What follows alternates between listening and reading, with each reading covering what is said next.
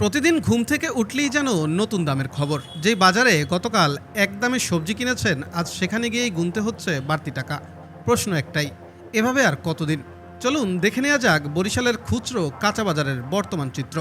বরিশালের খুচরা কাঁচা বাজারে কিছু কিছু সবজির দাম আগের তুলনায় কিছুটা কমলেও স্বস্তি ফেরেনি ক্রেতাদের মাঝে। আজকের বাজারে করলা প্রতি কেজি বিক্রি হচ্ছে ৮০ টাকায়, চিচিঙ্গা বিক্রি হচ্ছে ৬০ টাকা, পেঁপে ৩০ টাকা, লাউ প্রতি পিস বিক্রি হচ্ছে ৭০ থেকে ১০০ টাকা দরে।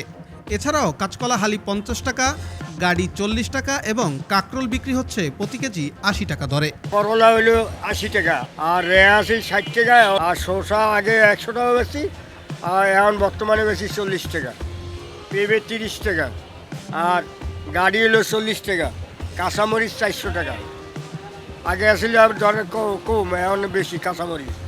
আর এই লাউ ৭০-৮০ টাকা। তবে চাহিদা থাকলেও দাম বেশি থাকায় অনেক সবজি বিক্রি করছেন না বিক্রেতারা। বর্ষা মৌসুমের কারণে কাঁচা সবজির দাম এখন আকাশচুম্বী। কৃষকের ক্ষেত পানিতে নষ্ট হয়ে যাওয়ায় দৈনন্দিন কাঁচা সবজির দাম বৃদ্ধি পেয়েছে বলে দাবি বিক্রেতাদের। বর্ষা কমলেই কমিয়ে যাবে, বর্ষার সিজন হয়, বর্ষা বন্যার কারণে এটি হয়েছে, আবার কমিয়ে যাবে। তারা একটু অস্বাভাবিক মনে করে, আবার কিনে নেয়। দাম অনেক বেশি সবজির, সব কাস্টমার বলতে আছে এত দাম, এই জন্য স্যার লাগে ২৫০ হয় না ১০০ গ্রাম, কিন্তু আধা কেজি লাগলে ২৫০ গ্রাম নেয়।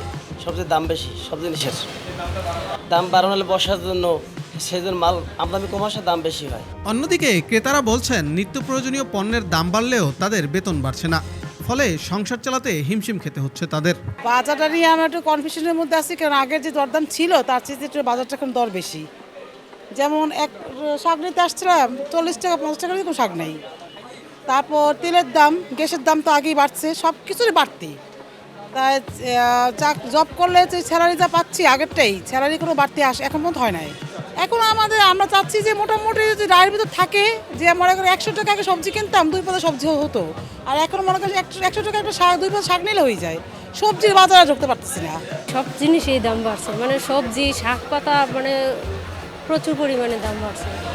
আমাদের আর কি চাকরির টাকায় আগে যেভাবে চলছে তার চেয়ে এখন কষ্ট হচ্ছে আর কি। বর্তমান সরকারের কাছে এইটাই আবেদন যে সব জিনিসের একটু দ্রব্যমূল্যের আর কি দাম একটু কমাই দেওয়ার জন্য আর কি। ঊর্ধ্বমুখী দাম নিয়ন্ত্রণে কার্যকর পদক্ষেপ নিয়ে অল্প সময়ের মধ্যে সবজির বাজার নিয়ন্ত্রণে আনার জন্য সরকারের কাছে অনুরোধ করেছেন সাধারণ ক্রেতারা। আমাদের যে আয় তার সাথে বাজারে আসলে ব্যয় বেশি হয়, যার জন্য আমরা না খাই আমাদের মরতে হবে, ডাল ভাত খেয়ে বাঁচতে হবে। বাজারের অবস্থা খুবই খারাপ।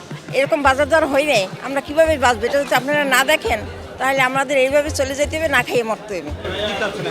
আমরা চাচ্ছি যে আমরা সরকারের কাছে চাচ্ছি যে বাজার দর যাতে কমে। বাজারের ব্যয়টা যদি সীমিত নিয়ন্ত্রণ রাখতে পারে তাহলে আমাদের চলে। নিয়ন্ত্রণ রাখতে পারলে সমস্ত আমাদের মানুষের সব উপকার হয়। বাজার স্বাভাবিকভাবে যখন বাজার দাম, জিনিসপত্রের দাম বেড়ে যায়, আমরা আমাদের ক্রয় ক্ষমতা কমিয়ে দিই, চাহিদা কমিয়ে দিই।